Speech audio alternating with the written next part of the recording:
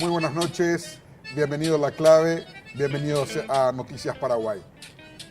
Faltan 3 días finalmente para que Paraguay tenga su primera beata.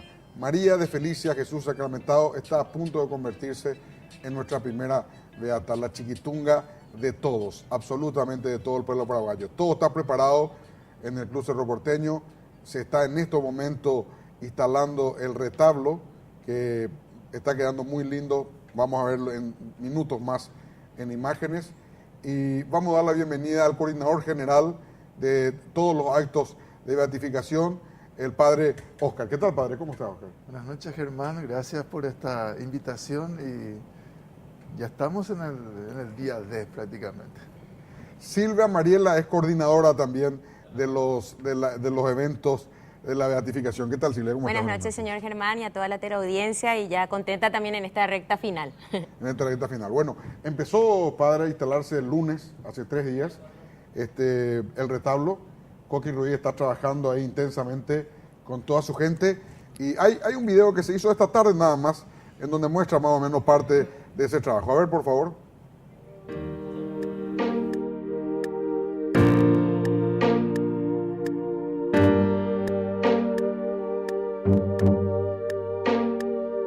Desde mediados del año 2017, junto con la arquitecta Rocío Velázquez, hemos empezado a estudiar la vida de Chiquitunga. Y desde el mes de febrero empezamos a recoger los rosarios y llegaron 70.000 rosarios.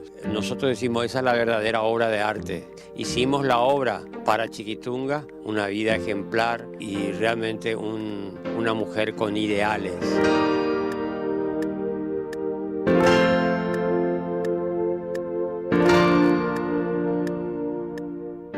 Pasada, digamos, llegó toda la parte de infraestructura de lo que sería andamios y tarima.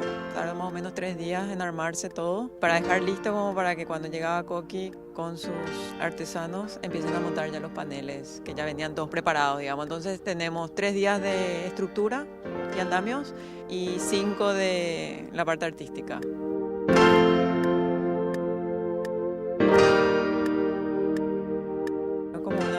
Para mí formar parte de este trabajo porque antes que nada yo realmente no la conocía a Chiquitunga, la conocía solamente de nombre y una vez que Coqui me comentó que iba a hacer el trabajo yo no dudé en ofrecerme para ayudarle y le conocí a Chiquitunga y realmente trabajar para ella es lo que te llena de gratitud en todo sentido porque una vez que le conoces, una vez que lees el diario íntimo de ella y conoces sus pensamientos y sus ideales es increíble, te atrapa de una manera increíble.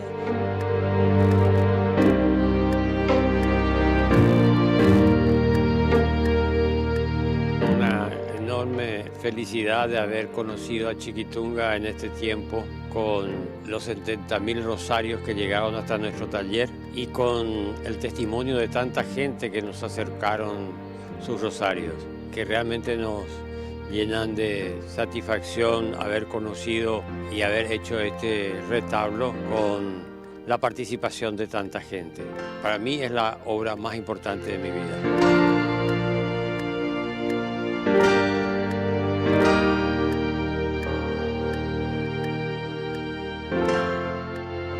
Las imágenes de lo que, se está armando en este momento. ¿Cómo está el armaje del retablo, padre?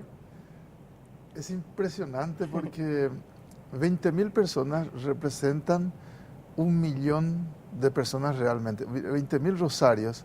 Sí. Si una persona de cada familia reza, vamos a suponer la abuela o la mamá que va a la iglesia y los otros no van, pero reza, ¿verdad? Entonces quiere decir que multiplicado por 5 hacía 1 millón de personas, ¿verdad? Y ahora en vez de 20.000, 70.000, 3,5 millones de personas están contenidas con sus intenciones, con su problemática, y eso es, y Coqui supo recoger el alma del pueblo, ¿verdad? La vida de la gente. Y Coqui es el primer impresionado así existencialmente porque leyó las intenciones, leyó los sobres y demás, seguramente del cansancio, hizo una pausa y la lectura le dio ese sentido y esa fuerza, esa vitalidad para seguir trabajando. Y yo estoy feliz por todo lo que está ocurriendo, Claro, ¿verdad? porque ahí, padre, no solamente están los rosarios, sino que inclusive está carta de la gente. Sí, es cierto. Cartas abiertas, no son cartas secretas. No. Que también creo que están en otra parte del retablo todas las cartas juntas. Exactamente. Eso se tiene recogido para la liturgia y eso se trajo ahí para que esas intenciones estén presentes en la misa, ¿verdad? Y entonces, así con altibajos, ¿verdad? Teniendo miedo de lo que va a pasar, del tiempo, ahora ya no, y demás, ¿verdad? Pero por el solo hecho de participar en la organización de esta liturgia, de este acontecimiento, y sabiendo de los detalles, yo estoy feliz. Estoy feliz, me satisface, me siento muy bien, ¿verdad? Qué suerte, padre. Bueno, Silvia, a la 1 se abren los portones, ¿verdad? Así mismo, a las 13 horas se abren los portones y a partir de las 14 horas nosotros queremos tener, no un show, lo que nosotros queremos es tener momentos de oración a través de la canción, de la música, a través de la obra teatral, a través de un documental. Y también poder imitar a Chiquitunga a través de todo lo que vamos a ver. Sabemos que Chiquitunga era amante de la música, la poesía. Entonces, todo ese camino que vamos a hacer desde las 14 horas hasta las 16 y 15 más o menos, es preparar el corazón para lo más grande, que es el momento de la beatificación, que es la Eucaristía. Claro. Así que nosotros Y en queremos... esas 2 horas sí. y pico, ¿qué vamos a tener? Bueno, vamos a tener a los 5 elegidos que estuvieron participando del festival que se había convocado el 2 de junio. Está Isabela Villagra, está el padre Santiago Cacabelos, está el grupo, el coro parroquial de San José de Limpio. Ese está buenísimo, ese está impresionante. También está el coro Levitas y el coro San Efrén de los seminaristas del Paraguay. Ahí está representada todas las diócesis, ya que todos los seminaristas representan a una diócesis. Además, tenemos otros 3 invitados que son Carmela Martínez, ella viene desde España y ella va a estar también interpretando, ella ama muchísimo a Chiquitunga, ha sacado un material, entonces va a estar cantando, va a estar el coro también Tiempo de Dios de la mano del señor Castro Martínez, ellos han acompañado la obra Chiquitunga hace mucho tiempo ya, y también el coro de niños de Luque. Además, la obra teatral que tiene partes de la vida de Chiquitunga a través del elenco, ellos son conocidos como Chiquitunga, han estado también recorriendo el país, y un documental preparado por el señor Bruno Masi, donde vamos a ver la vida de Chiquitunga. O sea, muy movido esas 2 Va a horas y ser media. bien movido toda la tarde, no va a haber tiempo para aburrirse. Uno detrás de otro, Así mismo. Ese programa es el programa oficial y ustedes lo pueden ver en la página del Arzobispado. Ahí tienen acceso, Creo que además ahí Chiquitunga ORG también, .org también está. Está toda la información. Exacto. Bueno, padre, ¿y la liturgia cómo va a ser, padre? O sea, ¿en qué momento va a ser declarada beata? ¿Con qué liturgia? ¿De qué forma?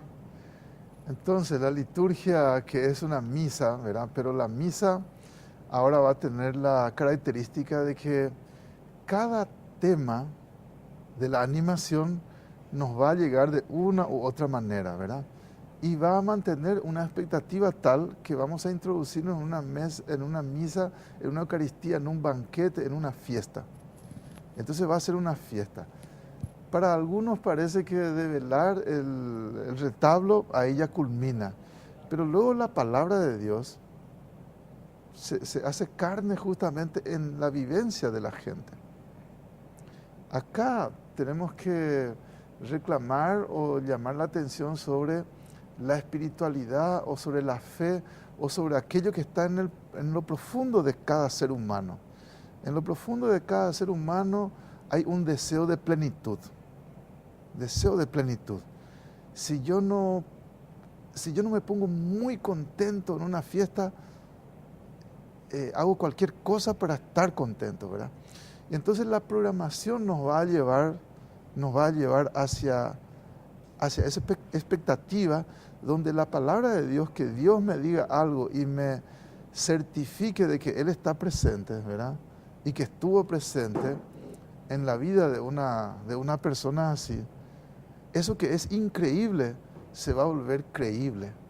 Y ahí va a surgir en cada persona la esperanza. Porque la esperanza es un regalo de Dios, ¿verdad? Y nosotros tenemos muchas buenas experiencias, pero lo que nos falta siempre es la reflexión de nuestras experiencias. Pero lo máximo que ocurre dentro de nuestro ser no necesita tanta reflexión porque es un hecho, es un acontecimiento. Si a mí me pegan, me duele y me duele y punto, ¿verdad? No sé cómo, ¿verdad? Y si a mí algo me produce cosquilla y me río más que de costumbre, eso ocurre y a veces podemos saber qué es lo que nos pone contentos, pero claro, el gozo y la alegría es algo que viene de Dios, ¿verdad? de Dios. Padre, al empezar la misa se va a leer ya el decreto, se lee el decreto en qué momento de la misa. Exactamente. En la introducción aparece la parte penitencial, ¿verdad? Donde ya toda la motivación nos dice de que hay una distancia entre nuestras vivencias, entre nuestros deseos, nuestros propósitos. Tenemos los testimonios de la gente que dice, yo quería hacer tal cosa y le pedí a Chiquitunga y ahora estoy pudiendo hacer. Yo no tenía paciencia para tal cosa y ahora parece que me resulta más fácil. No, la productora que está conmigo en contacto a través del intercomunicador, me acaba de contarme que ayer se le perdió algo, le pidió a Chiquitunga y en media hora encontró. Y lo peor de todo, yo no sé cómo encontré, me iba y encontré, dice. Y esto nosotros no le decimos a la gente hacer tal cosa o pedirle. Estamos hablando de la oración en general, pero la gente entra en sintonía y la necesidad o la pérdida de un objeto uno no programa.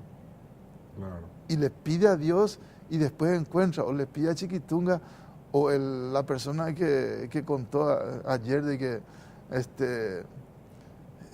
quería dejar de fumar, le pidió a Chiquitunga y al día siguiente no tenía la tentación de fumar y está dejando de fumar, ¿verdad? Y esas no se discuten, no se reflexionan mucho, sino que ocurren, ¿verdad? Un médico también relata, dice, yo no sabía qué hacer, un paciente se iba a morir y dio las características de los síntomas de lo que le iba a pasar. Y como es madre de una criatura de 4 años, entonces además que es devoto de Chiquitunga, le dice, no podés dejarle a esta criatura huérfana a los 4 años. Y después de rezar, dar las indicaciones de qué se tiene que hacer, se realizan las indicaciones y es como una reanimación, ¿verdad? Y a partir de ahí, la masa cerebral y la vida de esa persona otra vez. Eso no se va a decir que es un milagro, porque el médico es un científico, es conocedor de la ciencia, ¿verdad? Y entonces puede aplicar una fórmula que está en las manos del hombre, ¿verdad? Que explique. Que explica, que ¿verdad? Que justifica, que fundamenta, que explica, ¿verdad? ¿Qué es lo que pasó con esa persona? Pero si le toca a uno que no es especialista, ¿verdad? Y le reza como una obstetra, una partera y tal cosa y no sabemos qué hacer y vamos a probar un poco esto o lo otro y ahí ocurre. Quiere decir que ahí hay una mano de Dios, ¿verdad? Hay algo de Dios. Sí, sí. Bueno, ¿y en qué momento entonces, padre? Lo que quiero que me diga es en qué momento empieza la misa. Ahí creo que el cardenal Ángelo Amato lee un decreto y a partir de ahí, esa parte quiero que me cuente. Se pide, después de leer la vida de Chiquitunga en una síntesis, se pide que el delegado del Papa la beatifique. Y allí el Papa la beatifica, ¿verdad? Y con ese acto, ¿verdad?, de quien preside la Eucaristía, del delegado del Papa, y del Papa si es en otro contexto, si es en Roma, una canonización o una beatificación, hace unos 7 a 10 años que todo se hacía en Roma, ¿verdad? Ahora vamos a tener que eso se dice y se devela el rostro en ese retablo. Y esa es la que va a ser venerada, ¿verdad? Ese rostro. Ese rostro. Porque ese rostro, yo estuve haciendo unas críticas, ¿verdad? Miramos bien esa mirada, nosotros ante cualquier imagen pintada, ¿verdad?, nos ponemos y dice, a mí me está mirando, ¿verdad? Porque la técnica permite que uno dibuje un ojo que tenga una multidirección, ¿verdad? Pero esa mirada de Chiquitunga ahora nos fijamos y tiene una mirada profunda, y no lejana, diríamos lejana, pero como está sonriente es cercanísima, ¿verdad? Y entonces esas cosas no ocurren así nomás. Bueno, vamos a hacer una breve pausa, padre, y continuamos recordando que en 4 días, el próximo sábado, a las 4:30 de la tarde, empieza la misa en la cual va a ser beatificada la primera mujer paraguaya. Pausa y volvemos. Silvia, ¿puedes contarme más detalles de lo que vamos a tener el sábado? ¿Cómo va a ser la organización? ¿La gente va a llegar? ¿Por qué entrada? ¿Cómo entra? ¿Cómo sale?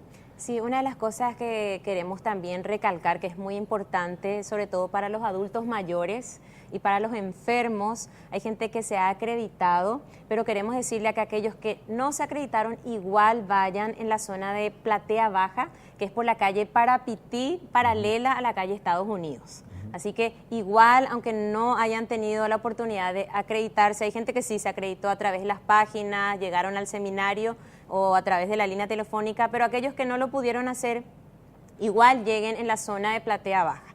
Va a haber servidores ahí, ¿verdad, Silvia? Van a haber servidores en todo el estadio, en todas las afueras van a haber servidores que van a estar identificados con chalecos.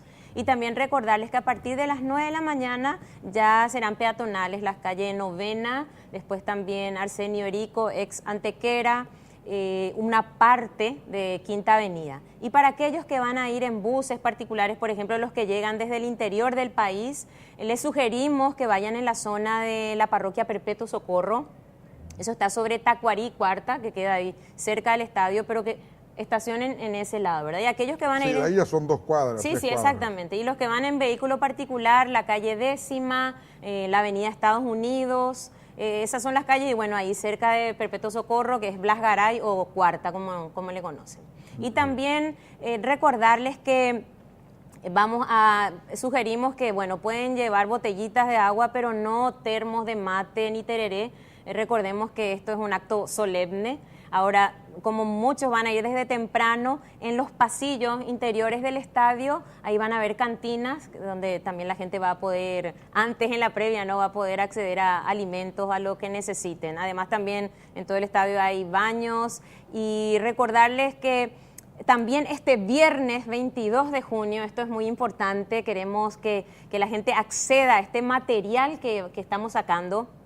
Es un disco con 10 canciones, son las 10 canciones seleccionadas, excelente música, letras que hablan de Chiquitunga, y también esto estuvo a cargo de Sergio Cuquejo como productor. Así que excelente música, un excelente trabajo, y van a poder adquirir con la edición del diario Última Hora este viernes 22 de junio. Creo que cuesta 30.000, ¿verdad? 30.000 guaraníes, 30.000 exactamente. Exacto. Bueno, padre, el cardenal Ángelo Amato es el que viene representando al Papa. Es un obispo de 80 años, está culminando su servicio, ahora tiene un nuevo sustituto, es prácticamente su último servicio oficial, digamos, esta beatificación, o sea que estará feliz por culminar de esta manera el servicio en la causa para los santos, ¿verdad?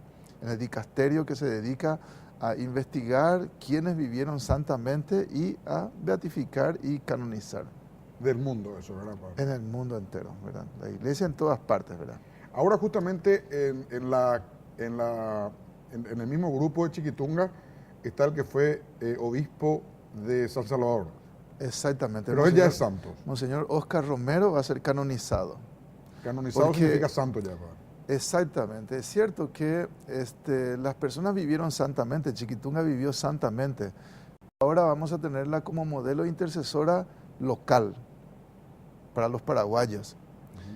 Y si Dios quiere y nos regala otro milagro, entonces con la canonización de Chiquitunga, que esperamos sea lo antes posible, entonces ella va a ser propuesta e introducida en el calendario universal de la Iglesia. Por lo tanto, los 5 continentes, ¿verdad?, va a poder pedirle algo a Chiquitunga. O sea, hoy ella está solo en nuestro calendario. En nuestro calendario en el Paraguay. Siendo beata. Eso significa beatificación.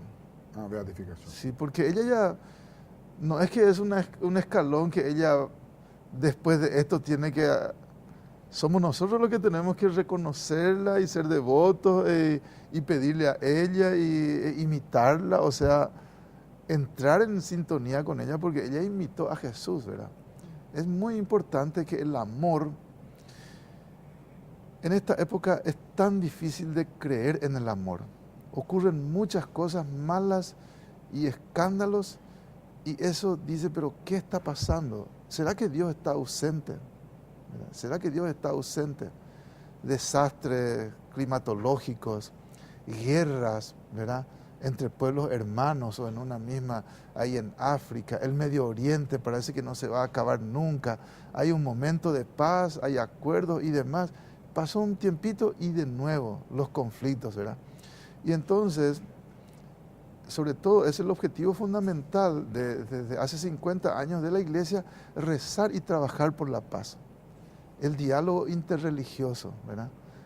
El diálogo ecuménico, o sea, católicos, protestantes, orientales, ¿verdad? Por eso es que nosotros, como católicos estoy hablando, ¿verdad? No es que hacemos una inflación y en este caso Chiquitunga es una diosa. Ni de la Virgen María decimos que es una diosa, ¿verdad? Sino que es el único mediador es Jesús. Él es el que nos da el acceso al Padre. Y es Dios el único que hace milagros y que puede obrar esa transformación que nosotros deseamos y necesitamos para nuestra vida, para nuestra familia y demás, ¿verdad? ¿Puedes nombrarme alguna beata famosa en el mundo, padre? Por ejemplo, acá una vecina que es también carmelita, Teresa de los Andes. ¿Verdad? Teresa de los Andes, que es beata de... En Chile. En Chile. En Chile. Es también carmelita. Es también carmelita. Y es beata. Que es beata. Laura Vicuña también. Laura Vicuña, otra que le conoce acá, una importante congregación religiosa, ¿verdad? ¿De qué país? Laura Vicuña también es Chile.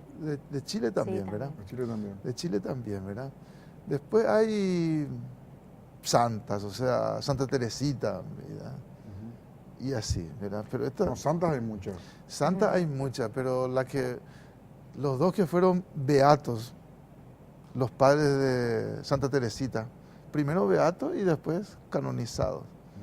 Porque ellos se enamoraron así tan rápidamente, se casaron, se encontraron en un puente, los padres ¿verdad?, de Santa Teresita, ¿verdad? Se enamoraron, tuvieron varios hijos. Él tuvo que mudar de su lugar de trabajo para vivir en familia, ¿verdad? Eso ya es abandonar el trabajo para quedarse con la familia. Es un valor muy importante. Ella sufre una enfermedad y muere. Y el padre queda con todos los hijos. Tiene que mudarse otra vez del lugar al pueblo donde vivían las tías, ¿verdad? Y tiene que trabajar y tiene que levantar a las hijas, ¿verdad?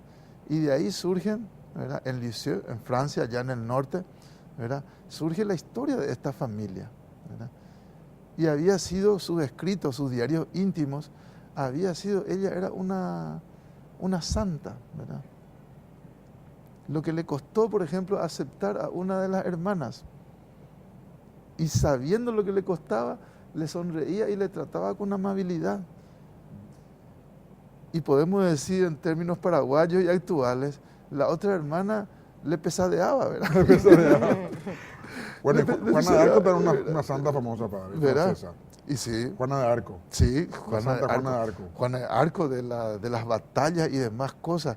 Increíble. Murió en la época de donde la mujer estaba totalmente sometida a los dictámenes del varón, ¿verdad? O sea que esa era la sociedad, ¿verdad? Como en el Paraguay hasta no hace mucho tiempo, la mujer es para la casa y el varón es para el trabajo fuera de la casa. Y dice, ¿y cuál es su profesión? Yo no trabajo, decía, ¿verdad? Hoy ya cambia, ¿verdad? Ama de casa es un trabajo. ¿Cómo que no trabaja si todo el día está, ¿verdad? Esa valoración. Y después la mujer está trabajando fuera de la casa y dentro de la casa. O sea, tiene que administrar dos realidades con su trabajo, ¿verdad? Con sus talentos, ¿verdad? Y todo eso es una novedad con relación a la época de Chiquitunga. Y Chiquitunga se adelantó a la época porque ella no fue a la escuela para que sus hermanos puedan participar de la escuela y para que ella pueda ayudarle a su mamá, ya que su papá no estaba, ¿verdad? Esos son detalles en la época de la guerra y después más tarde inclusive, ¿verdad? Entonces son detalles que después nos hacen pensar en qué condiciones vivimos nosotros y qué importante es la fe. Es un motor que mueve montañas, ¿verdad? Es un motor que se activa en la vida de las personas y nos ayuda a superarnos a nosotros mismos, ¿verdad? Así es, padre. Bueno, entonces las horas, Silvia, son 13 horas de apertura. Así mismo, recordamos, 13 horas se abren los portones del estadio y a partir de las 14 horas arrancamos con una gran fiesta, ¿sí? Música, oración, obra teatral, proyecciones y bueno, mucha animación para que lleguemos hasta las 16:30 horas donde estaremos viviendo la solemne Eucaristía de Beatificación. Padre, ¿no se calculó el hecho de que justo a esa hora más o menos empieza a oscurecer? ¿O está todo calculado eso? Justamente se puso esa hora porque la lumínica le da un efecto especial. Si fuera de día y si hubiese el sol, por ejemplo, esto iba a ser natural, ¿verdad? Pero la técnica del audiovisual y demás, en la noche eso resplandece de otra manera, ¿verdad? Sí, qué bueno, padre. Y entonces, o sea, va a estar terminando ya bien entrada la noche. Exactamente, porque a las 5 de la tarde... ¿Cuánto va a durar más o menos la misa, padre? 1 hora y media. 1 hora y media, en total. En total. Con la beatificación, con todo. Exactamente, 1 hora y media. Ah, ¿no es tanto entonces? No, no es tanto, porque una una media misa hora, 40 normalmente- minutos más que una misa normal. Exactamente, ¿verdad? Y entonces hay una procesión en el entorno del estadio para despedirla, va a ser otro momento emotivo, o sea, de emociones En en emociones. emociones. Y así vamos a estar, no va a ser aburrido, la gente no se va a cansar, no hay que preocuparse por eso, hay que dejarse llevar. Porque Y la agua, liturgia- está todo previsto, padre, el agua, por ejemplo. también para socorrerle a los servidores. No, y a va algunas a haber una personas. parte Va a de haber, salud va a también, de haber asistencia también. médica importante. Tenemos cerca de 50 personal médico y paramédico, ¿verdad? Y tenemos 750 a 800 servidores, ¿verdad? Que van a estar allí para cualquier eventualidad, ¿verdad? Qué bueno, padre. Sí. Bueno, así que esperando nomás ya el sábado. No hay que preocuparse, hay que dejarse llevar por Dios. No es fácil en esta época, ¿verdad? Porque no estamos acostumbrados, nos apuramos, ya queremos ver el final, ¿verdad? Pero hay que Yo mantener- cuando hablé con el padre, al principio cuando empecé a hablar con él, le conté mi caso. Y él me dijo, no, lo que te pasó a vos no es un milagro, llega a ser una gracia en todo caso. Pero yo personalmente, padre, siento como un milagro.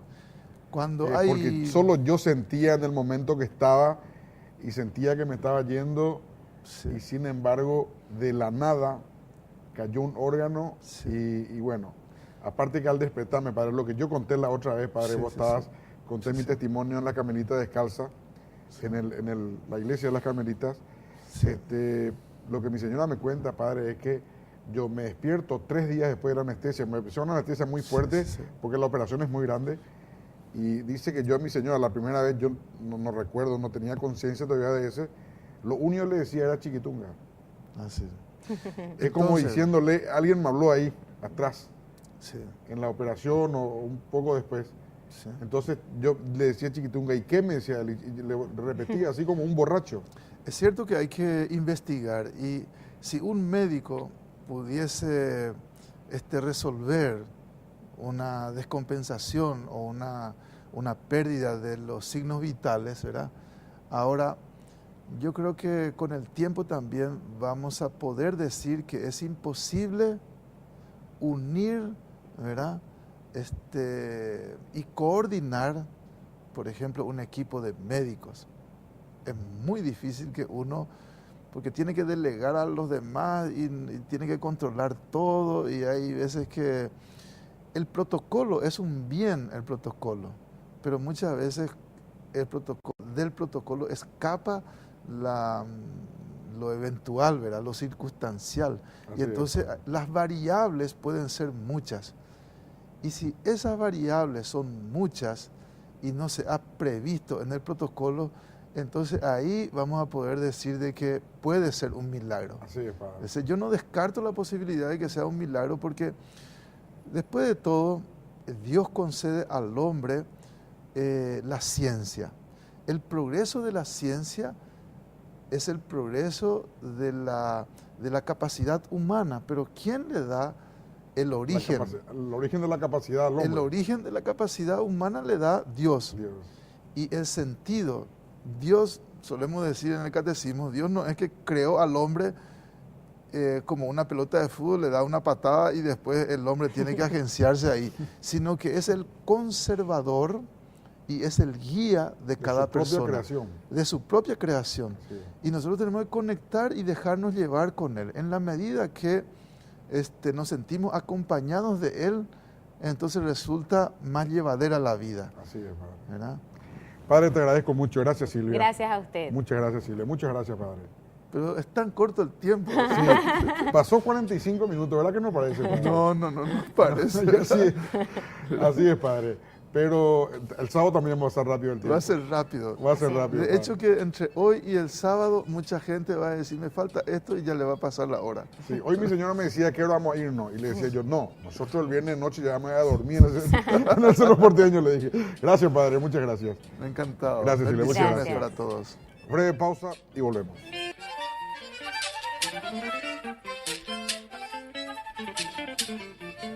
Bueno, Paraguay inicia un nuevo gobierno el próximo 15 de agosto. Tenemos mucha expectativa por ese gobierno. Probablemente nuestro país nunca tuvo tan buena performance o posibilidades como en este gobierno. Estamos a punto de renegociar Itaipú, en donde en teoría, en el peor de los casos, recibiríamos $1.000 millones por año a partir del año 2023. Hay una posibilidad grande de hacer una represa nueva con Argentina que costaría aproximadamente 8 o 10 mil millones de dólares. Tenemos muchas posibilidades como país y venimos creciendo sin eso, así que con eso, imagínense el ritmo que podríamos. Los Estados Unidos y Alemania tuvieron crisis muy fuertes en la década del 30, crisis muy fuertes. Ambos países salieron de la crisis básicamente construyendo caminos,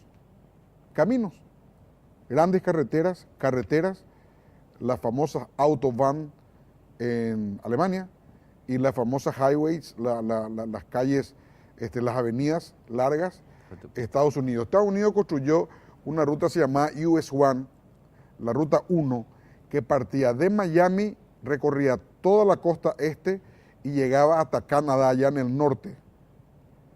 Bueno, ese tipo de obras le permitió tanto a Alemania, con otras cosas, obviamente, no eso solo, pero eso hicieron esos países para salir de esa crisis. Vamos a hablar con el presidente de Cavialpa, que es la Cámara Vial del Paraguay, Emilio Gil, y preguntarle un poco sobre todas estas cosas, cómo está la Cámara. De hecho, vino haciendo muchas rutas se hicieron en los últimos 5 años en nuestro país, pero lo que necesitamos es aún mucho más. ¿Qué tal, Emilio? Buenas noches, ¿cómo estás? Buenas noches, Germán. Un gusto estar acá contigo, un placer. Realmente me siento muy feliz de poder aportar en nombre de la Cámara en tu programa nuestro conocimiento y nuestro pensamiento de cómo está el país y qué pensamos de cara al futuro. Bueno, en los últimos 5 años se hizo bastante, Emilio, ¿verdad? Creo que se hizo más que en los otros gobiernos. Siempre hablamos nosotros que la vara que puso este gobierno fue bastante alta. Sí, nosotros veníamos de ejecuciones presupuestarias de obras públicas en torno a los 240 millones de dólares por año y en este nuevo gobierno estamos en torno a los 700 millones de dólares. El año pasado... Por año. Por año, sí. Por año. Es la ejecución presupuestaria del MOPC más otros como la ANDE y ESAD, seguramente que estamos en torno a los 1.000 millones de dólares, lo que fueron construidos o fueron ejecutados, nosotros le llamamos el pasado año. Exacto. Y eso, con esta perspectiva que hay, ayer nomás, Benigno López, el futuro ministro de Hacienda, dijo que tenemos todas las opciones financieras sobre la mesa, no descartamos ninguna, las tenemos a todas, las vamos a atender a todas, y habló de la emisión de un gran bono que ya estaría hecho por 5 años. O sea, justamente para que cada año el gobierno no sea apretado, por llamarle de alguna forma, o coercionado o amenazado al Parlamento, digo, a la amenaza que puede hacerle el Parlamento o a la hostigalización que puede hacerle el Parlamento, haría una gran emisión de bonos para todas estas obras que hace falta. ¿Cómo está? ¿Qué piensa la Cámara Vial del Paraguay con todo esto, Emilio? Es un gran desafío. 5 años atrás nosotros estábamos en otra situación como empresa constructora, sobre todo la que estamos agremiados a Cavialpa. Vino un gran desafío con este gobierno que en el primer periodo no pensó en nosotros, así que las obras públicas se iban a construir con empresas extranjeras, pero nos pusimos el desafío sobre la espalda y crecimos, ¿verdad? Así que hemos invertido mucho sobre todo en equipamiento, hemos invertido grandemente en capacitación de nuestra gente para poder llevar adelante. El 80% de las obras públicas que llamó este gobierno la construimos y la estamos terminando las empresas paraguayas. 80%. Sí, 80%. Sí. Obras que ya están inauguradas, obras que hoy están siendo utilizadas, que fueron grandes desafíos que se puso este gobierno y que nosotros no la pudimos llevar adelante. Y que ahora justamente Marito creo que estuvo con, no sé si estuvo con usted o con la Capaco, creo que fue con la Capaco, él dijo, terminó el recreo, empezamos a trabajar. Una cosa así fue, ¿verdad? Sí, creo que fue con Capaco o con usted. Fue un evento que se hizo en la Capaco, en la cual estábamos invitados y donde nos puso el desafío de vuelta. Exacto. Ahora hay que empezar a organizarse para trabajar. Claro, ahora van a trabajar las empresas paraguayas. Así es. Terminó el recreo, entremos a clase, empezar a trabajar. Algo así dijo. Así, en esos términos se expresó el presidente. Desde un primer momento nosotros lo habíamos recibido también en Cavialpa en un evento previo a las elecciones internas, en donde él ya nos manifestó el apoyo que iba a dar si era presidente a las empresas paraguayas, porque confiaba en las empresas paraguayas, sabe de la trayectoria y sabe las capacidades que tienen para que puedan ejecutar las obras públicas. ¿Cuáles son qué hizo y qué quiere hacer según los vialeros? ¿Qué falta por hacer en Paraguay? Bueno, el crecimiento económico y el crecimiento en la inversión pública genera grandes oportunidades. El sector privado se prepara para eso, porque tiene la capacidad de organizarse y de invertir. En donde nosotros vemos el gran desafío que tiene el gobierno, las instituciones para poder prepararse para ese gran desafío que se viene. En nuestras contrapartes, que son el Ministerio de Obras Públicas principalmente, la ANDE, la SAP, son las instituciones donde nosotros vemos con preocupación que necesitan fortalecimiento, una reestructuración de ellos como para poder que esa vara que hoy ya está alta siga creciendo. Así que necesitamos prepararnos para gerenciar todas esas obras que se vienen de cara al futuro, porque encontramos dificultades a la hora de desarrollar las obras, sobre todo estamos teniendo problemas en las expropiaciones, estamos teniendo problemas en los proyectos y en eso tenemos que trabajar para que ese gerenciamiento esté a la altura de las obras que se piensan realizar. ¿Eso tiene que ver con que falta ingenieros, Emilio? Más que ingenieros falta organización. Organización. Sí, yo pienso que profesionales hay competentes. Y también hay el gobierno y el Estado tiene que poder desafiarle al sector, a los profesionales a ir a trabajar dentro de la organización del Estado. Hoy es como un temor de ir a trabajar por la intranquilidad de que de gobierno a gobierno se le pueda no tener estabilidad dentro de... Eso es el temor que tiene mucha gente. Entonces, hay que atraerlo al sector, al funcionario que quiera hacer carrera. Nosotros siempre desde Cavialpa estamos hablando de que después del Banco Central, el Ministerio de Hacienda, el Ministerio de Obras Públicas tiene que ser la entidad más técnica que debe existir en Paraguay y es a quien debemos apoyar y fortalecer, ¿verdad? ¿Tenés una idea de cuántos kilómetros de asfalto se hizo en 5 años? 2.300 aproximadamente. 2.300. Sí, así es. ¿Y cuánto más necesitamos? Por lo menos 3 veces más que eso. Se habla, nosotros tenemos una red carretera de 80.000 kilómetros. Se habla de que tenemos que tener por lo menos aproximadamente 8.000 kilómetros en los próximos 10 años de rutas que tenemos que construir, ¿verdad? Para estar a la altura de las necesidades que tiene el crecimiento de nuestro país. Claro. O sea, tenemos que construir 800, 900 kilómetros por año. Así es, así es. Pero no solamente tenemos que construir caminos, también tenemos que construir hospitales, tenemos que construir la red eléctrica, centros de distribución, tenemos que construir una gran necesidad y es un desafío grande, es la salud, que es la red de desagües cloacales, la planta de tratamiento. Así que esos son desafíos, un nuevo aeropuerto. Así que hay mucho que entendemos que tenemos, que el crecimiento económico va a demandar de la necesidad de infraestructura. Y sobre todo que venimos hablando también nosotros, la región, el área metropolitana está colapsada en este momento. Así que tenemos que encontrarle soluciones de tránsito a los accesos a Asunción, ¿verdad? Así que soluciones parecidas a las que se encontraron del superviaducto, duplicaciones de otras avenidas, duplicar los accesos del norte, del sur. Así que hay tareas que se pueden ir pensando, pero para lo cual hay que trabajar y planificarse en este nuevo gobierno. Hoy nomás, ayer nomás se habilitó una parte de la costanera norte. Creo que tenemos imágenes. A ver si tenemos imágenes. Ahí está. Esa es la parte de la costanera norte. Sí, esa es ese es el sector que fue habilitado el martes ¿verdad? pasado, sí.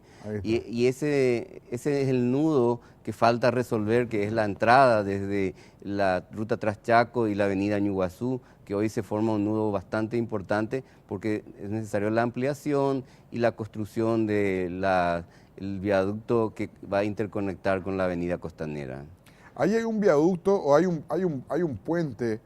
Hay un viaducto que es larguísimo, ahí está, 460 metros. No, ese es el más pequeño. Hay dos viaductos. El viaducto principal es la que va a iniciarse cerca de la avenida Sacramento y va a conectar con la avenida Costanera. 1.350 metros tiene ese viaducto. Así es. 1.350 metros, sí. 14 cuadras. Sí, es un viaducto de tal forma que permita que el tráfico que viene tanto desde fuera de Asunción como que sale, circule por encima del área, digamos, de la avenida Primer Presidente. Se va, digamos, evitar de que por una misma avenida estén pasando 40.000 vehículos al mismo tiempo. Con esto se va a buscar descongestionar todo el tránsito que hay. Hoy, con la habilitación parcial que se hizo, las redes sociales estaban contentas la gente porque decían, antes llegaba en 1h40 de mi casa de Roque Alonso al centro de Asunción, hoy llego en 20 minutos, decía.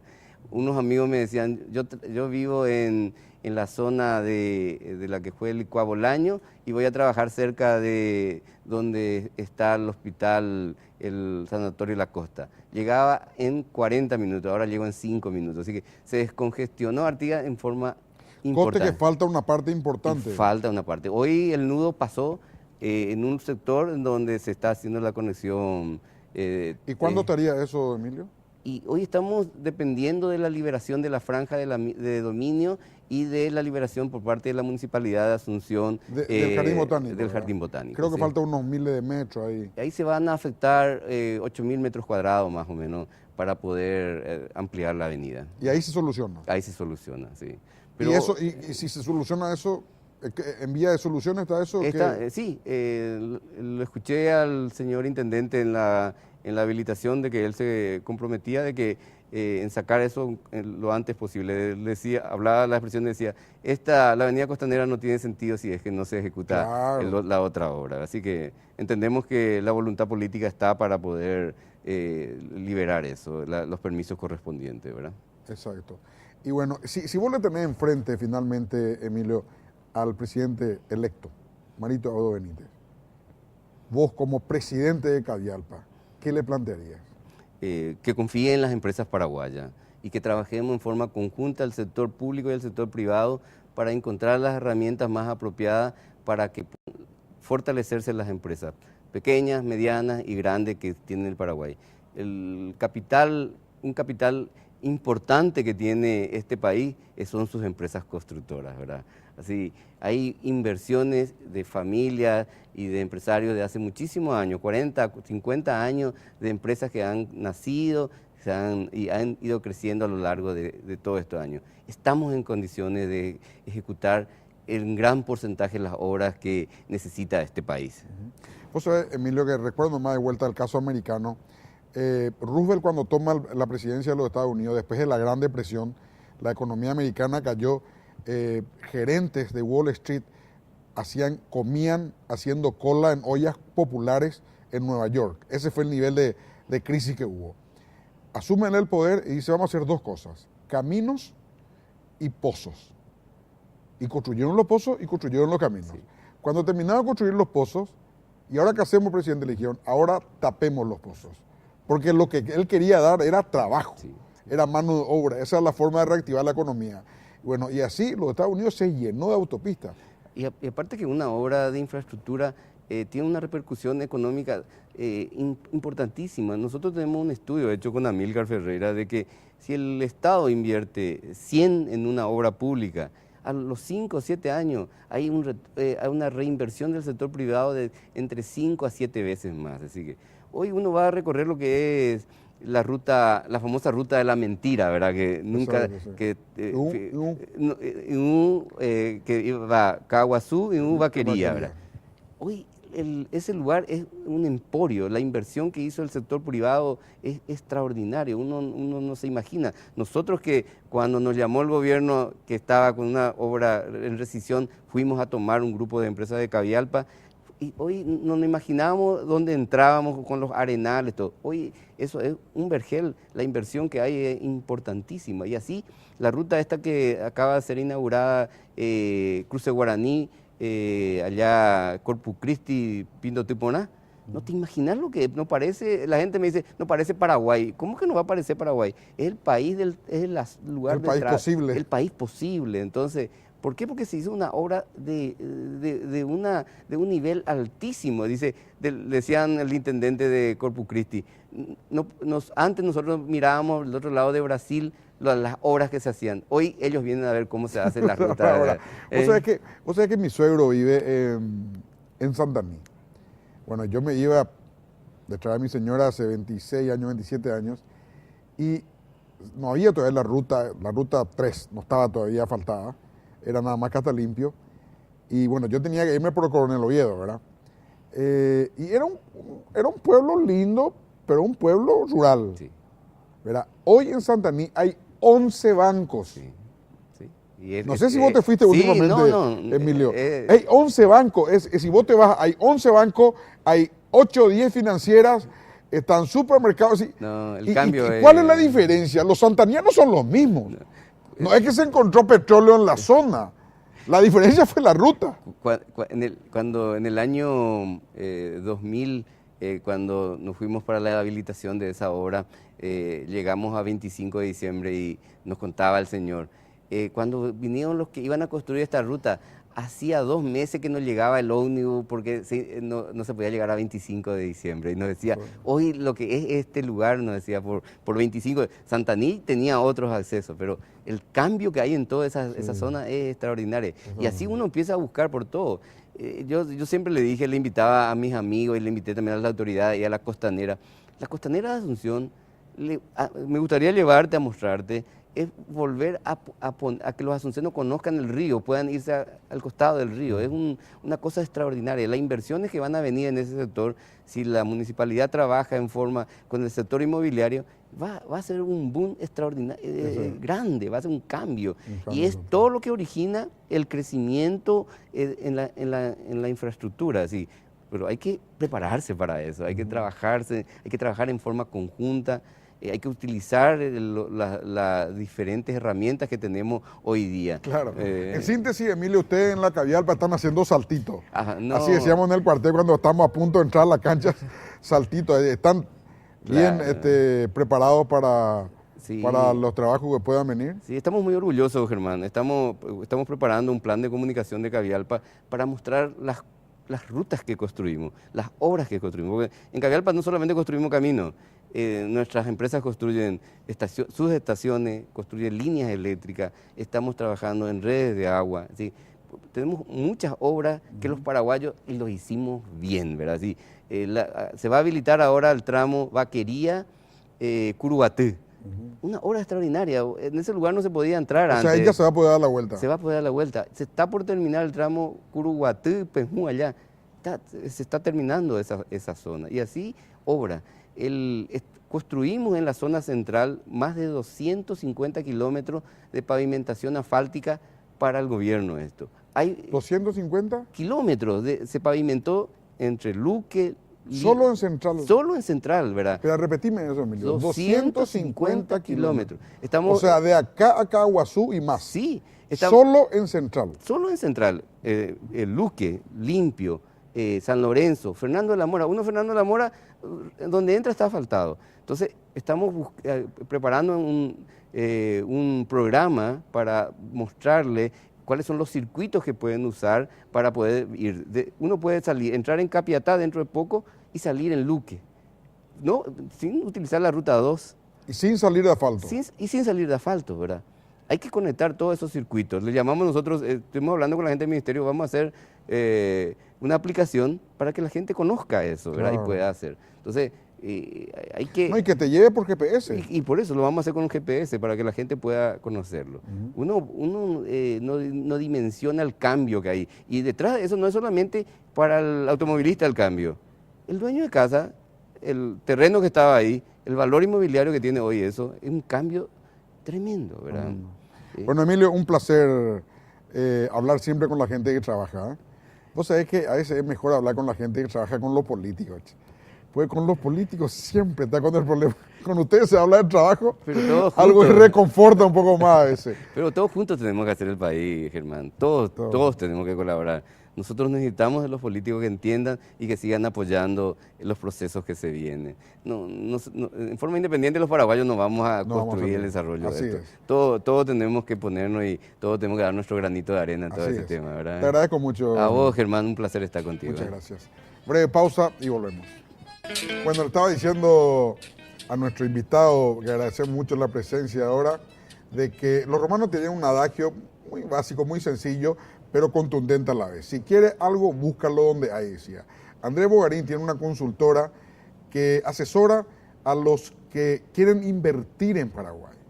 Entonces le invitamos porque queremos preguntarle qué dice la gente, cómo nos ve la gente, por qué la gente se queda y por qué no se queda, qué falta para que más empresas o personas, inversionistas que quieren traer su plata en Paraguay, quieren invertir en nuestro país, se queden y que vean sus negocios hechos una realidad y que comenten a su vez con contraparte que todavía no vienen a Paraguay y así entre un círculo virtuoso en nuestro país. ¿Qué tal, Andrés? Buenas noches, ¿cómo estás? ¿Cómo estás, Germán? ¿Todo bien? Un placer estar acá. Bueno, Andrés, vamos a hablar en términos prácticos, ¿verdad? Para que la gente entienda en términos prácticos y sencillos. Los últimos 8 días, contame, sin decirme nombres, ¿qué empresa vino a hablar contigo? ¿Qué te pidieron? ¿Qué expectativa tuvieron? ¿Qué le dijiste vos? ¿Qué podrían hacer? ¿Qué buscan? ¿Cómo nos ven? Contame eso. Bueno, los últimos 8 días fue el miércoles pasado, recibimos 7 empresas. En silencio, a la noche, vuelo comercial, tranquilo. Gente que viene a... ¿Vos ya te vas al aeropuerto a esperarlo? Sí, por supuesto. Normalmente sí, somos nosotros, uno de mis socios también que está conmigo en la empresa. Y los recibimos del aeropuerto, yo siempre digo del aeropuerto hasta el aeropuerto, ¿verdad? Hacemos todo lo que está en el medio, que es mostrar el Paraguay que funciona, ¿verdad? El Paraguay industrial, donde hay gente que trabaja, que le va bien, que crece, ¿verdad? ¿Con qué expectativa vienen, Andrés? Y mira, normalmente hay un mix, ¿verdad? Algunos vienen con una expectativa demasiado alta, ¿verdad? Por un lado, otros vienen con una expectativa baja. En ambos casos, nosotros tratamos de nivelar esa expectativa para que estén acorde con lo que el Paraguay le pueda dar, ¿verdad? Porque si no, si es muy alta la expectativa, tenés decepción. La caída es muy grande. Si es muy baja la expectativa, claro, tenés satisfacción y bueno, ahí estamos bien, pero normalmente tratamos de gestionar un poco lo que es la parte de la parte emocional del que viene, porque ahí es donde se basa mucho de este proceso de traer inversiones, ¿verdad? Hay una gran parte subjetiva que es cómo me siento, cómo me atendieron, cómo está, aparte obviamente del negocio, ¿verdad? Y de cómo en el Paraguay de manera general recibimos a la gente de una manera amigable, tanto del sector privado como del sector público, ¿verdad? Porque hoy te puedo decir que tenemos una excelente relación con el sector público, todas las que son las oficinas, principalmente del Ministerio de Industria y Comercio, desde el ministro, viceministros, CENIME, REDIEX, ¿verdad? Encontramos siempre ahí un... Hay, por ejemplo, Andrés, obviamente Leite es una persona que trabajó muchísimo para traer inversiones al Paraguay. Sin duda. Sin embargo, los números no le favorecen. Tiene casi igual que Lugo o un chiquitito superior a la época de Lugo. Sin embargo, en nuestro país rebota en todos lados sin que Paraguay llegue al lobby, porque debería de hacerlo también. Aparte de que los medios, que las grandes cadenas de noticias se hacen eco de lo positivo de Paraguay, nosotros deberíamos operar también para vender más lo positivo que tenemos. ¿Por qué no vino la gente? ¿Por qué no viene mucho más gente de lo bien en teoría que estamos? Mira, yo creo que son procesos. Sin lugar a dudas no se puede desconocer que a este gobierno le tocó un Brasil en una crisis, le tocó Argentina en crisis, ahora están empezando a girar los transatlánticos, ¿verdad? Que son los países grandes que en un par de años se ven los crecimientos. Pero yo te digo que yo personalmente viajé con varias misiones y la manera en que se salió a vender el Paraguay y a trabajar fue superlativa. Yo nunca vi lo que me tocó ver, ahora que me hablas del ministro Leite, nosotros viajamos bastante con él y los empresarios brasileños se paraban a aplaudirle, pero te digo, de a 40, de a 50 cuando íbamos a San Pablo o a Chile, que me tocó ir con las misiones. Y es un proceso, ¿verdad? Yo creo que yo hoy tengo 44 años, me fui toda la vida al Brasil desde que tenía 3 años y solamente empecé a ver comentarios positivos en la prensa brasilera en los últimos 4 o 5 años, ¿verdad? A partir de la venida de algunos referentes tal vez que volvieron a sus países y fueron entrevistados por un medio, por otro, y cuando no nos dimos cuenta empezamos a ser objeto de materias positivas en los principales canales, que siempre fueron muy críticos con el Paraguay, ¿verdad? Mostrando solamente un lado de la historia. Entonces esto empezó a contagiarse también a nivel de la élite, ¿verdad? De los empresarios de gran porte. Y realmente hoy estamos en una posición en la que a veces la gente dice hay que salir a promocionar el Paraguay, y por supuesto que hay que hacerlo, pero vamos a atenderle bien a los que están acá y a los que vienen. Pero y le están vemos, viniendo, nomás luego te viene una buena cantidad, Andrés. nunca para. Mira, a mí me tocó las primeras etapas de lo que fue Rediex, que tomaba un trabajo de Pro Paraguay. Vinimos mucho del sector privado al Ministerio de Industria cuando recién nos mudamos al edificio que era el banco, ¿verdad? Y ahí la situación era un poco diferente. Empezaba el gobierno de Nicanor, se consiguió un aporte de Taiwán muy valioso para arrancar Rediex. Y ahí nos tocó ya estar en inversiones, ¿verdad? Rodeado de gente muy virtuosa en la época, ¿verdad? Nos tuvimos que sentar a tratar de diseñar transparencia y motivos para salir a vender el Paraguay, argumentos, ¿verdad? Y la situación era diferente, porque cuando vos tenés que salir a golpear puertas que se te abren en 1, 2, 3, 6 meses, un año, porque tenés que sortear de la primera secretaria, pasando por todos los filtros, gerentes, subgerentes, hasta llegar al dueño, que de repente no tiene tanto interés o no sabe luego ni dónde queda tu país, ¿verdad? Vos ves la dificultad que es salir proactivamente a vender y a golpear puertas. Hoy, de cierta manera, Paraguay se volvió lo suficientemente atractivo, todavía obviamente lejos de los niveles de inversión que tenemos que tener y del desarrollo que buscamos a través de estos trabajos, pero hoy tenemos directores y gerentes generales y dueños de industria que vienen casi todas las noches al país en silencio, ¿verdad? A mí me gustan mucho los ejecutivos que vienen porque normalmente vienen con un jean, una camisa, tranquilo, y después vos hablar con ellos y le decís, bueno, ¿y vos qué hacés? Tienen unas fabriquiñas, te dicen, ¿verdad? Y cuando le decís, y bueno, ¿y cuántos empleados tenés? 2.000 empleados. 2.000 empleados, nosotros cambiamos ciudades enteras de Paraguay, ¿verdad? Sí. Entonces, ese tipo de empresarios inician procesos en donde el primer frente de batalla somos la persona, ¿verdad? Y así como una capa de una cebolla, nosotros primero a nivel personal tenemos que conquistar la confianza, ¿no? Conquistar. Vos como consultor. Nosotros como persona primero, ¿verdad? Entonces, ¿cómo se conquista la confianza? Hablando la verdad, hablando la real, no dorando la píldora, no diciendo que las cosas son mejores ni peores de lo que son, mostrando, ¿verdad? Yo siempre le digo a los clientes, no me creas, vamos a ver, vamos a hablar con los industriales que están acá. ¿Qué es lo que más te reclaman la gente de nuestro país? Y mira, nosotros tenemos, algunas cosas nos traicionan como paraguayos, ¿verdad? A veces en el afán de querer agradar y de querer mostrarle al extranjero que demasiado le queremos ayudar, sobreprometemos cosas, ¿verdad? O sea, cada vez que un extranjero habla con alguien y vos le decís, te voy a enviar la semana que viene tal cosa, y después no le envías. Empezás a mellar un poco esa confianza, porque el extranjero está acostumbrado a que si vos le decís que va a hacer algo, por más lindo que suene al oído, tenés que hacerlo, ¿verdad? Entonces, de repente ese es uno de los factores que a veces complica un poco, en donde nosotros también actuamos como amortiguador en el medio, exigiéndole al local que cumpla con lo pactado con el extranjero.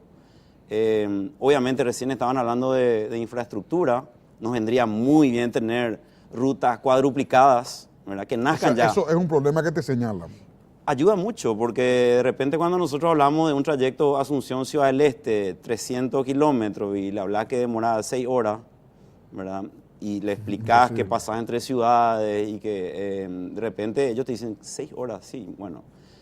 Ayuda bastante, ¿verdad? Tener más infraestructura, en donde obviamente no hay mucho que podamos hacer a veces en lo que puedan hacer del otro lado de la frontera con los controles y con la burocracia.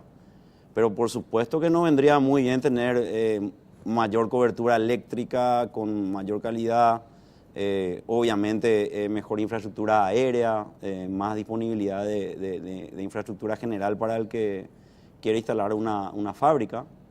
Y así sucesivamente, ¿verdad? Todos problemas que sabemos que tenemos los países en desarrollo. Claro, tenemos el mismo aeropuerto que fue hecho hace 40 años, o 39 años, 40 años, donde Paraguay tenía 3 millones de habitantes. Así mismo. Hoy tenemos 7,5 y tenemos el mismo aeropuerto, ¿verdad? Creo que eso está encaminado a solucionarse, ¿verdad? Creo que un poco nada más que hubo un retardo ahí por culpa de una... Ahora, esto es muy importante, Andrés, lo que te iba a preguntar. Vos que tenés contacto con la gente que viene y quiere invertir en Paraguay, que viene a hacer negocios al Paraguay, si le tendrías enfrente, si te llama el presidente Marito Abreu, el presidente electo, y te dice, ¿qué tengo que hacer para satisfacer los requerimientos que te hacen la gente que quiere invertir en nuestro país? ¿Qué le dirías? Y mira, primero otra vez expectativa por el gobierno que se viene, ¿verdad? Creo que vamos a tener una oportunidad espectacular en estos próximos 5 años. Tenemos una renegociación de Itaipú que se viene, para la cual habría que empezar a prepararse de inmediato, ¿verdad? Para enfrentar al gigante. Yo le diría al presidente electo que sería interesante trabajar en las guías de los rankings mundiales de países que tienen mayores facilidades para la inversión. O sea, está inventado eso. El Doing Business es una guía mundial, un ranking en donde se evalúan varios tópicos, ¿verdad? Tiempo de apertura de una empresa, facilidad para conseguir permisos de obra, todo lo relacionado a las partes burocráticas, facilidad para cerrar una empresa, infraestructura, etcétera. Son guías que están establecidas. Yo trataría de pensar en armar un equipo nacional de élite, ¿verdad? Consensuado, que trabaje sobre esas directivas, porque ahí tenés que trabajar Poder Judicial, Poder Legislativo, Poder Ejecutivo, ¿verdad? Pero hay algunas cosas, como un trabajo interesante que se hizo en la época de Nicanor, fue el SUACE, ¿verdad? En donde se agarraron todos los diferentes componentes de lo que es abrir una empresa, se juntaron todos, la ventanilla única. En la época de Ibáñez se hizo eso. Esa es la ventanilla del exportador. Yo te hablo del sistema unificado de apertura y cierre de empresas. trajeron a todos los representantes de cada parte del proceso, los metieron en una piecita, que era mi oficina antes de salir de Rediex, ¿verdad? Y ahí empezó a funcionar. Y eso dio un salto ya en la época muy importante. Paraguay ahí dio un salto tremendo, fue hasta un destaque la manera en la que Paraguay saltó de una posición 140 a una posición 60, ¿verdad? Entonces, yo trataría de pensar en replicar otra vez eso, ¿verdad? Porque muchas veces una inversión deja de venir. ¿Eso se dejó de tener eso? No, existe. Está en el ¿Está así ministerio. mismo como crearon ustedes? Estaba en el Ministerio de Industria y Comercio, tengo entendido que quería seguir ahí. Nosotros tenemos hoy una oportunidad tremenda de agarrar, de sentarnos un poco los paraguayos, de olvidar un poco las diferencias, ¿verdad? Al final y al cabo, generar 500, 1.000, 1.500, 2.000 empleos cambia realidades, ¿verdad? Y deberíamos de trabajar en eso, indica, ya está, como te digo, esto ya está estudiado en el mundo, ¿verdad? Vos te vas a los países que están primero en los rankings, vos en 1 o 2 días abrís una empresa. Ya está funcionando, listo para funcionar, ¿verdad? Entonces... O sea, nosotros nos pondríamos a tono nada más. Nosotros tendríamos que tratar de dar grandes saltos. Obviamente hay muchas cosas que requieren de mucho trabajo, mucha negociación entre los diferentes organismos, entidades, pero creo que si tenemos una instrucción que baja como un rayo desde arriba, en donde tenemos de cierta manera, podemos lograr un consenso, porque hay preguntas pues, que no resisten análisis, ¿verdad? ¿Querés generar más empleo en Paraguay? ¿Qué me va a decir que no? ¿Entendés? ¿Querés que crezca el país? ¿Querés tener más infraestructura? ¿Querés tener más riqueza? Eso hay que hacerlo a través de la inversión extranjera directa, que es riqueza genuina que viene al país, que se inyecta, ¿verdad? Y que automáticamente empieza a mostrar De 10 personas, de 10 inversores que vienen y, bueno, tratan contigo, vos le atendés, ¿cuántos se quedan y cuántos no se quedan? Mira, la industria de la promoción de inversiones, que también está estudiada en el mundo, ¿verdad? Tiene índices de éxito que son bajos, ¿verdad? O sea, en Paraguay. Te estoy hablando, no, en el mundo. En el mundo. ¿Por qué? Porque primero por el gran volumen de gente que viene, vos tenés, nuestro índice el año pasado fue de 4%. Yo tengo que atender 100. Para que queden 4. Para que queden 4, pero los otros 96 empiezan un proceso de maduración, se van, tardan unos meses. Normalmente una inversión exitosa tarda entre 18 a 24 meses en radicarse en un país, ¿verdad? Estas son cifras estudiadas a nivel mundial, ¿verdad? Obviamente que en muchos casos, Germán, volviendo a tu pregunta anterior, ¿qué harías?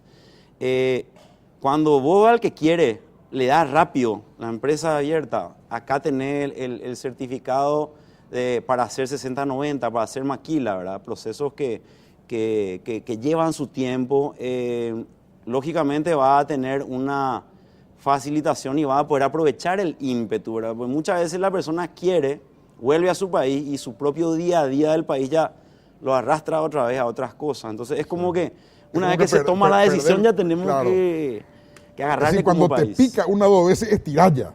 Así mismo. Porque eventualmente se te puede escapar el pescado después. Pero te digo que viene y te digo que se están instalando en varias regiones del país, ¿verdad? Instalamos una en Pedro Juan Caballero, 2 en Ciudad del Este, varias en Asunción, zona Gran Asunción. ¿De dónde vienen principalmente? Mira, Brasil, no podemos desconocer que Brasil es el gran vecino, el gran motor del continente. También tenemos muchos clientes de Argentina, de Uruguay, de España. Ahora estuvimos en Portugal, abrimos nuevas puertas. Estados Unidos, un poco menos de Europa y algunos de Asia, ¿verdad?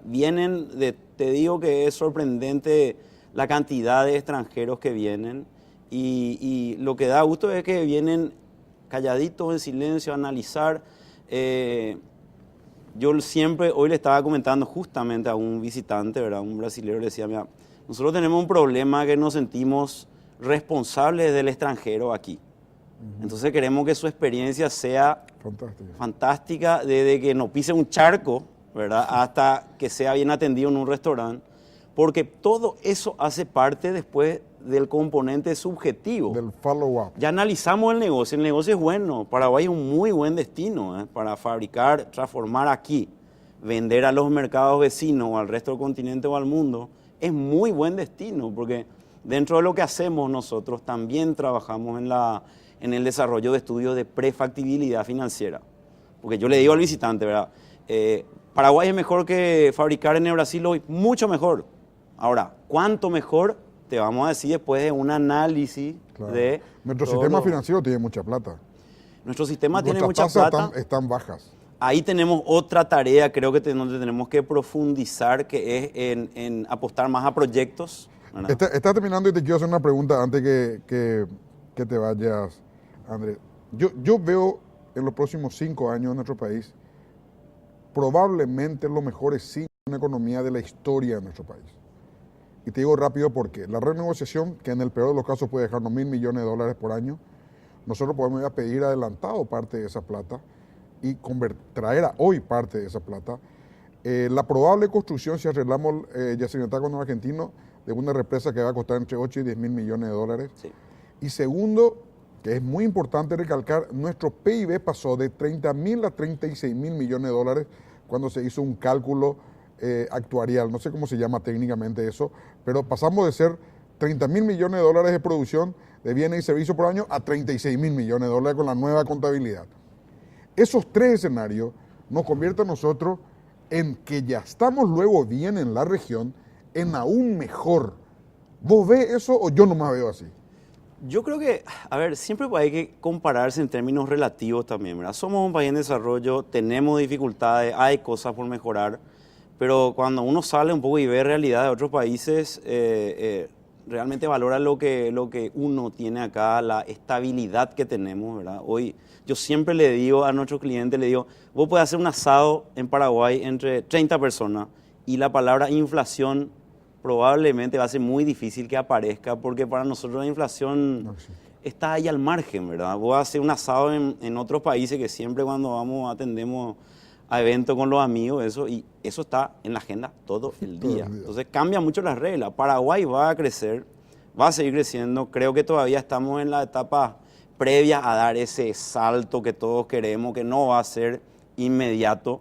Herramientas como la maquila, herramientas como la Ley 60 y otras más que están, Ley del Ensamblaje, etcétera, ayudan muchísimo, ¿verdad? Y sí, nosotros tenemos muchas expectativas de que esto siga así, de que el país realmente, de que en algún momento tenemos que mirarnos a la cara entre todos los partidos políticos, amigos, enemigos, lo que sea, y decir, che, estamos en el mismo barco, vamos a estas cosas por lo menos, a dejar que fluyan y estos proyectos vamos a dejar que corran para adelante porque el país está con buenos augurios y necesitamos generar más empleo, ¿verdad?